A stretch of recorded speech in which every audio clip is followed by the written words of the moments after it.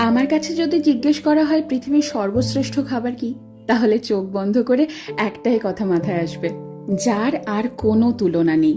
আমরা মধ্যমগ্রাম বাজার গিয়ে একেবারে বর্ষার ইলিশ কিনে এনেছি। একটু নুন আর হলুদ মাখিয়ে সর্ষের তেলে ভেজে নিয়েই সাথে গরম ভাত, কাঁচা লঙ্কা আর ইলিশ মাছ ভাজার তেল। সত্যি কথা বলো, বাঙালির কি আর কিছু লাগে? এই দিয়ে তো পুরো প্লেট খালি। আমার মা যেহেতু স্কুল শিক্ষিকা, তাই অনেক সময় এমন হয়েছে ঘটা করে রান্না করার সময়ই পাইনি। আর সে সময় যদি বাড়িতে ইলিশ মাছ থাকতো, তাহলে এই ইলিশ মাছ ভাজা দিয়ে কত তৃপ্তি করে খেয়ে উঠেছি সবাই। আমার এই বাড়িতে বাবা মা এসেছে, আর সেই তৃপ্তি করে খাওয়ানোর সুযোগটা এবার আমি পেয়েছি। আমার খাদ্য রসিক বাবা গরম গরম ভাত আর ইলিশ মাছ ভাজা নিয়ে বসে পড়েছে। দেখো কত মজা করে খাচ্ছে, দেখেও যেন তৃপ্তি আসছে আমার।